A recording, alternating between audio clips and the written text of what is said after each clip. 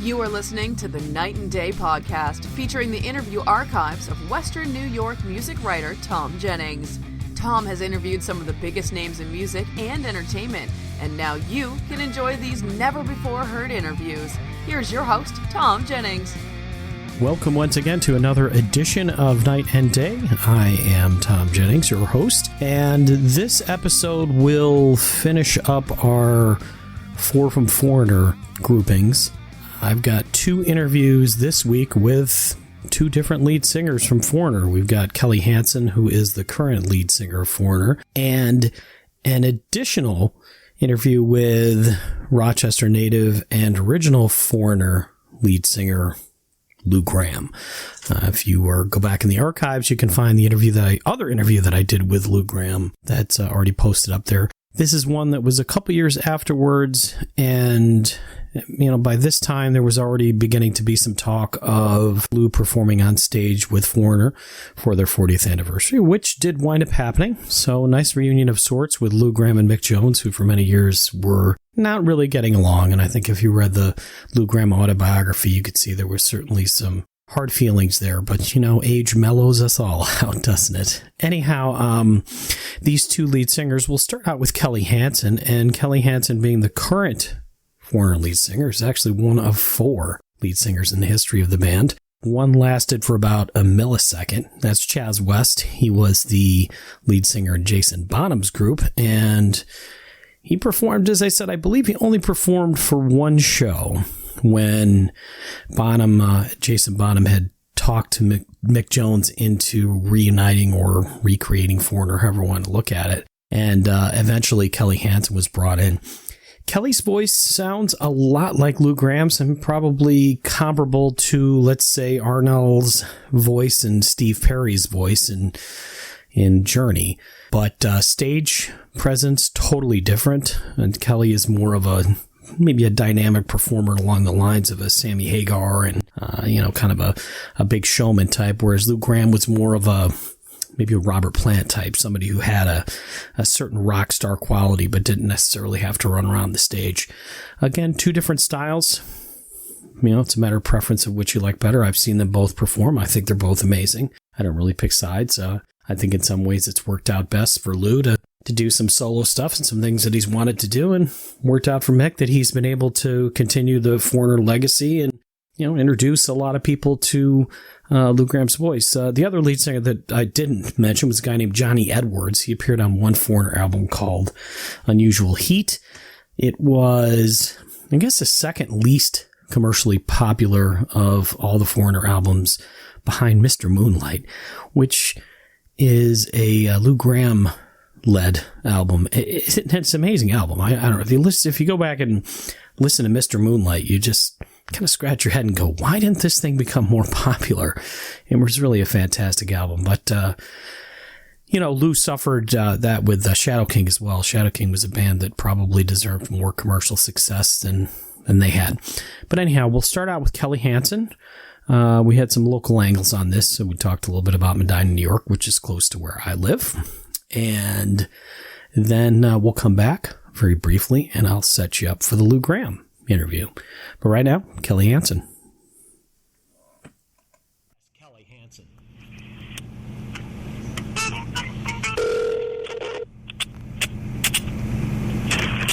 Hello? Hello, is this Kelly? Yes, it is. Hi, Kelly. My name's Thom Jennings from the Niagara Gazette. How you doing, man? I'm doing great. How about yourself? I'm just fine. Here in New York City. Well, that's always a great city to be in. Yeah. All right, you guys don't have a tour date around there, do you? No, just having some meetings here.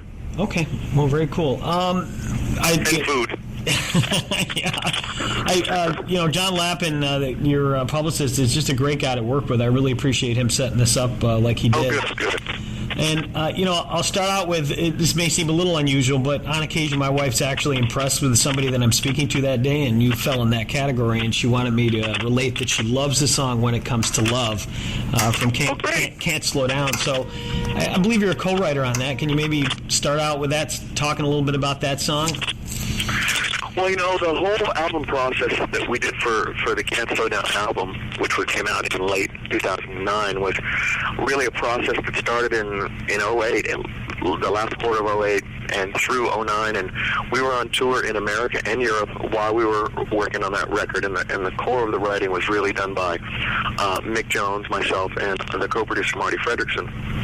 And so whenever we had a day off on the road, we'd go time off to go home. I would either fly to New York with Marty to meet Mick, or Mick would fly to L.A. to meet with Marty and myself, and we would spend all those off days just slamming out ideas, just working on ideas, and we started each song basically from an acoustic guitar or piano that we recorded into what's called Pro Tools, which is this digital recording system, and that became the foundation, the skeleton from which we built all the rest of the arrangement, all the way through to the finishing of the song. So it was a really interesting project. It was really, very tough, and 2009 almost killed me because it was so tiring, because my voice was being used like every day. So, but it was worth it. I was really happy with the whole album came.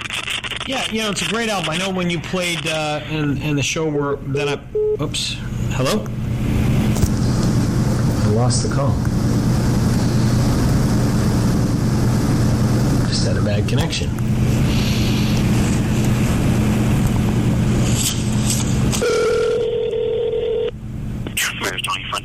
Yeah, I'm sorry. I just lost that connection to a call to Kelly Hansen. We appreciate your patience. I don't know what happened. I don't know either. Holy mackerel. Okay. You'd think a big city like that would have a better phone system. So where were we? You were just finishing up. You were talking about the process of Can't Slow Down. You're using Pro Tools and doing the acoustic stuff, and I think we wrapped up on that. And then Right. I was talking a little bit about, I know you play a gazillion venues, so I don't necessarily expect you to remember Art Park in Lewiston, New York, but you did play that one song from Can't Slow Down, and I've been looking over some of your set lists to see if you're still performing any of those songs live. Are you going to continue to perform anything from Can't Slow Down on the upcoming tour, or? Well, we do sometimes and we don't. It's kind of on and off. The trouble with being in Foreigner is that there's too many great songs, too many well-known hits, and you have to decide what to leave out. So it all depends on the day whether we do a song or not. So try to get in Can't Slow Down sometimes. If we decide to do an acoustic tour, we'd be able to put a few more things in there. So it's all up for grabs. And that's kind of a good problem to have, though. With, I mean, Foreigner, you said even, and you've toured with some heavyweights like Journey, Styx, but man, Foreigner, I mean, you could almost, I mean, the possibilities are endless. I don't even think you guys can really do deep cuts that often, can you? It's difficult. It's difficult. There's a lot of tunes that I would love to have in the show, but first there's just not enough time, and you have to. That's a consideration, especially if you're playing on a multiple band bill. That the time is very tight, and But I think that we've come up with a really great kind of set where we can change a few things here and there, in and out, and just switch it up a little bit. But yeah, it's a good problem to have for sure. And you as a performer, I mean, I've had the pleasure of seeing you, and I just am amazed at the amount of energy you have. And it leads me to a couple of quick questions. The first one will be, is really, who did you model your stage presence after? I mean, not the vocal style, because I think you've talked about that a lot, but just I mean, just how you, just your presence, because really that's an art form, and I think with this new Tom Cruise movie coming out as well, it kind of, people are starting to look at the front man again as somebody who really runs the show. Well, I can't say that there's been one person in particular who has influenced me, but it's a lot of thought and study about theater and about how the show works. Like, during the show I'm singing the song, but I'm also thinking about, is the stage balanced as far as, we don't have a bunch of members of the band all on one side of the stage for too long, or I'm staying in one place too long, or I'm focusing on a part of the audience for too long.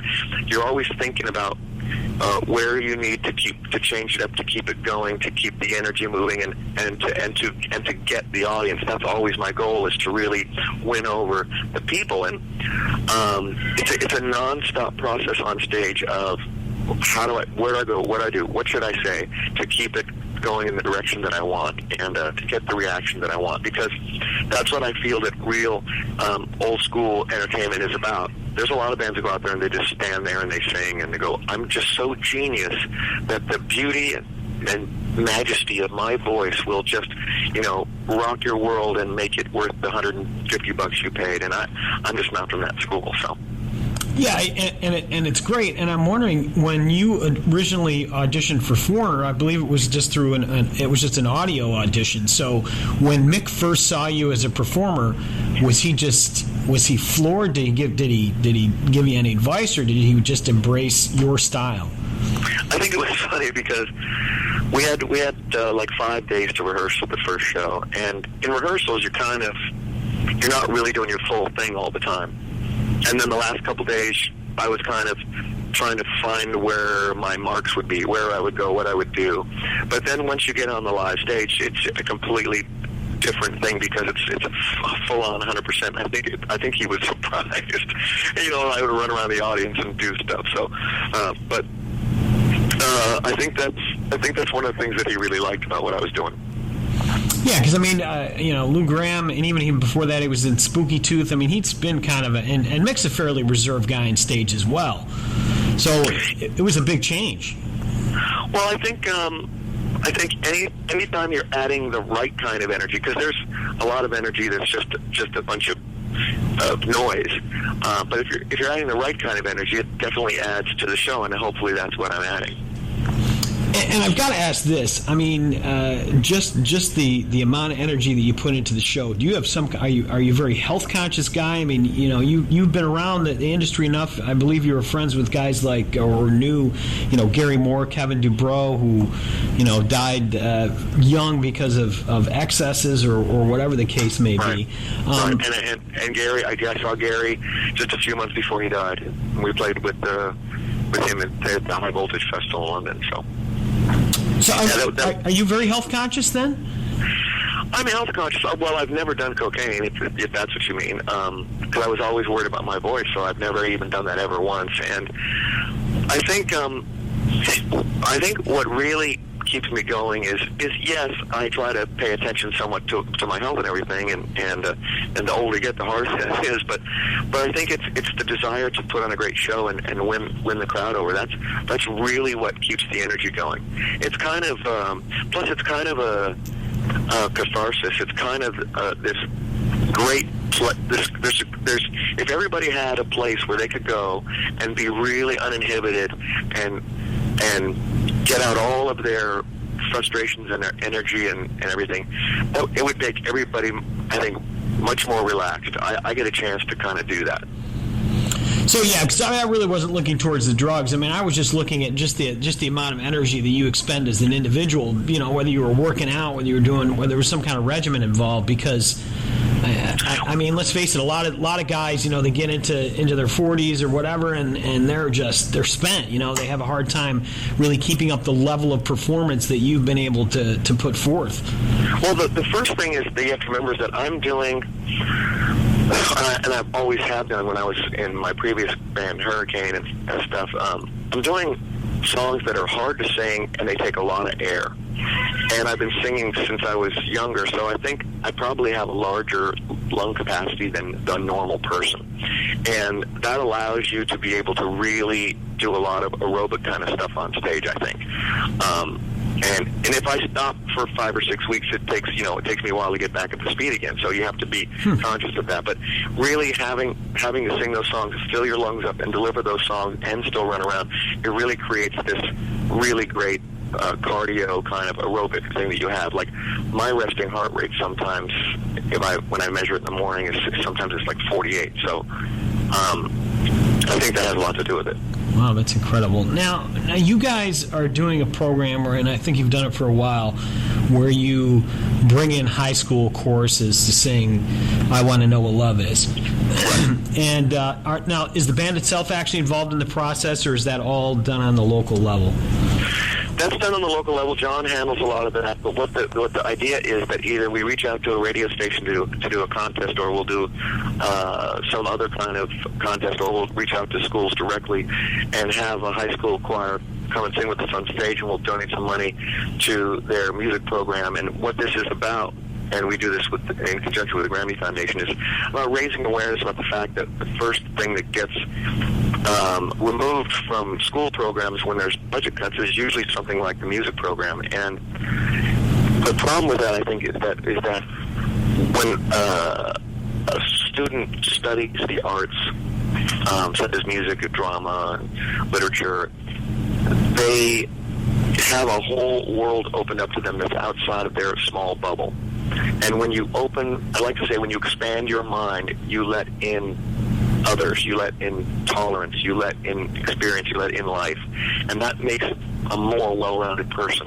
If we all stay in a little bubble and we never expand ourselves, we never hear an aria or try to play an instrument or read a book that's about another faraway land, then you become afraid and you become kind of centralized in yourself. That's not what we need. We need people to be open and learn and expand their minds. And that's why, to me, music is so important. It's opened up the world for me. And so I really feel strongly about that. So this is about helping out the school and also about raising awareness about that. Yeah, and that's great, because I'll tell you, the school that's performing with you out here is from a very small rural district that's dealing with all kinds of budgetary problems, and right. I mean, that money is just gonna go a long way. In fact, I'm interviewing the choir director later this week, and they're just absolutely thrilled about the opportunity. Well, plus, I get to see the looks on these kids. This is probably, for many of them, the first time they've ever been on the stage in front of a large crowd and get the kind of positive response that they get. Sometimes this is between someone deciding on a career in the arts and not, because sometimes they come on the stage with us and they kind of go, wow, this is something I really like. I really want to do this. And we're thrilled to be a part of that process, and faces light up, and to get the letters explaining how great an experience it was for these kids. Well, that's fantastic. Well, it's been 15 minutes, so I don't want to take any more of your time. I'll just kind of close with one follow-up question with regard to the school choir, and that is, what was your first experience performing in front of a stage? What gave you the love of performing? You've said music has changed your life, and when did that happen? Well, I used to sing with the choir in 4th grade, which was my first experience with singing. I tried to play clarinet, and I was horrible at it. And so I played in this choir, and I remember I got singled out to sing this special part because my voice was so, I guess, high at the time. And we would do these like Indian chants and rain songs and things like that were really, I was a young kid. But when I just happened to be in, I think, my junior senior year of high school, and a friend of mine had a band. He was older than me. Our families were friends, and he took his guitar everywhere. And we went to the beach one day, and he had his guitar, and we started singing. He says, "Why don't you sing this song with me?" So I did. And he goes, "Why don't you come and sing with my band?" And a couple months I was the singer, and this was at a point in time where I was really struggling with trying to decide what I was going to do with my life, and so I kind of really fell into this by accident, but it really became something that I guess I had an affinity for. Wow, and now you have the opportunity to support kids in school choirs. That's pretty cool. Yeah. All right, well, hey, thank you very much, and, again, my thanks to John if you get a chance to chat with him, and I'm really looking forward to seeing you in a couple of weeks out here in Lewiston, New York. I hope the weather holds out for you like it did last time, and you get a great crowd, which I'm sure you will. Right on. Thanks, man. Thanks for the support. Oh, thank you, Kelly. Have a good day. All right.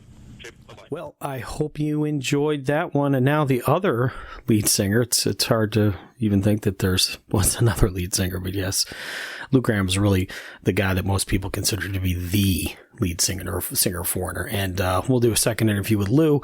Again, just a fantastic guy to talk to. We got some kind of cool little tidbits out of him during this interview, and I got to spend some time with him as well when he did this performance. So once again, ladies and gentlemen, another interview with Foreigner's Lou Gramm. Hi, Lou. Always an honor. Thank you so much for, I know it's been a busy day, so I do appreciate you taking the time to chat with me. My pleasure. So just a quick question. I definitely want to talk about the 40th anniversary of the first Foreigner album and the 30th anniversary of the first Lou Gramm solo album. But before we get into any of that, any memories of the back in the day playing in the Batavia area? Any venues? I know you were in Buffalo and Rochester a lot with Black Sheep. Well, I know we played Buffalo quite a bit at a place called McVan's, and that was I'm trying to think what part of town that was. Anyways, it was a crazy little club, and we had a lot of fun there. We eventually became the house band there, and we played places in Rochester too. But I'm trying to think where we were in Batavia. And I don't think we ever played any clubs in there. I think it was like maybe high schools or some sort of street dance or something, Did Black Sheep rehearse in Albion? Which I live in Albion over by Mike Bonafide, and I've heard rumors that Black Sheep used to get together here when Mike was in the band. Yes, we certainly did. As a matter of fact, we took our promo pictures in front of his barn. Oh, wow. Well, that's very cool. So that's kind of a neat connection to Albion. Have you been back since those days, or? A few times, yeah. It's different now. I think he built a new house, and I think there's a new barn, and something fell down in a storm. So it's a little different, but I certainly recall the way it used to be. So, 40th anniversary of the first Foreigner album. I mean, you've been asked a million times about what Foreigner show you're going to show up for. Is that still on the table, or is that kind of up in the air? Well, it's definitely on the table, but as of yet, I haven't heard where or when. I just know that I think they've got something in mind already, but they don't want to tell anybody for fear of it, getting out and causing a big ruckus. I think they really want it to be a surprise. Well, the logical surprise to be Darien Lake, but we'll just speculate instead of knowing exactly what it would be, because at least that would be close to town. But going back to those days, I mean, I remember reading the book, and I've actually interviewed Mick too, and those days in the Atlantic studio. Do you remember by chance what was the very first song you recorded for the Foreigner album?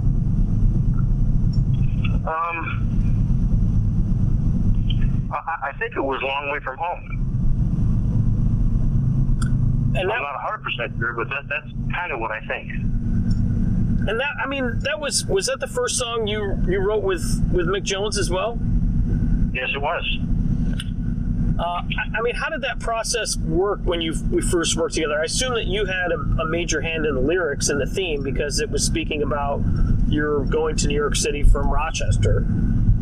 Well, yeah. Usually, Mick would have a cassette tape of guitar riffs, and he would play it for me. And when I heard something that sounded, real catchy and like it could stand up as a song, I would stop him and we'd play that again. Then we'd start working on it from there. Whether that theme that he was playing ended up being the hook, the chorus, or the major theme that you hang your lyrics on for the verse.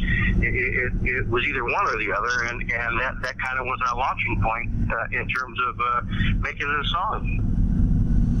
So, I mean, 40 years is a long time, but do you ever go back and just listen to that album beginning to end, just for the heck of it, or maybe to prep for a show or anything like that? I haven't listened to it from beginning to end in quite a while, but I have listened to one of the greatest hits packages that has 2 or 3 of the songs from that, and then again 2 or 3 from Double Vision and Head Games, and so I definitely get the flavor of it. I certainly love the running order on the first album, and I think when you do listen to it from beginning to end, it on that last song, it feels like a complete album. You've got the experience. Yeah, I agree. I mean, from top to bottom, it's an absolutely amazing album. Well, again, I don't want to keep you too long, so if we could fast forward 10 years, because everybody's talking about the 40th anniversary of the first Foreigner album. This is the 30th anniversary of your first solo album. I mean, what was that experience like? Somebody told me that. I hadn't even realized it, but I think that's pretty cool.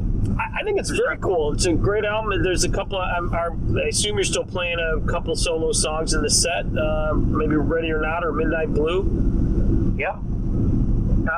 Those times were interesting because in Foreigner I was getting a little worried that we were getting a little keyboard heavy, and that a lot of the guitar-laden rock riffs were missing from some of those albums, and the ones that were on there were actually kind of pushed out of the way in terms of marketing it as a single. The keyboard-heavy songs and the ballads were suddenly taken to the forefront. And I don't mind a ballad being a hit, but after Waiting for a Girl was a hit, the next album, nobody even looked at the rock songs. They went right to I Want to Know What Love Is, and that started to irritate me. Now, I love that song, and I think it's a great single, but I think that there were good rock songs on that album that were completely overlooked. Hey, was there any difficulty? I mean, that was really the first time that you kind of stepped away from Foreigner. Was there a name recognition issue? I mean, now everybody associates Lou Gramm with Foreigner, but back in those days, the band name sometimes overshadowed the individual performers. Absolutely, and I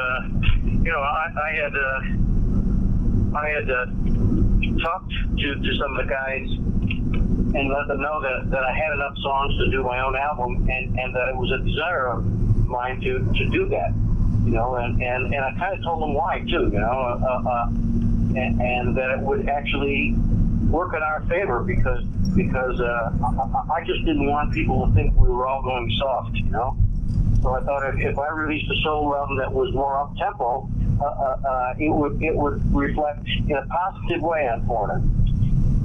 But the feedback I got was they were worried that the album would be a complete flop and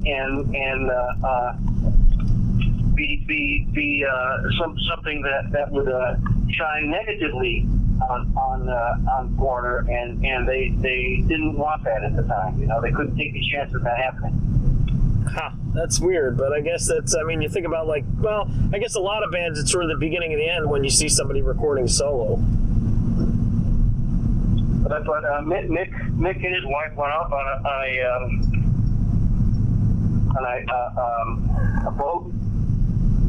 a boat trip practically around the world. They were gone for 6 or 8 weeks.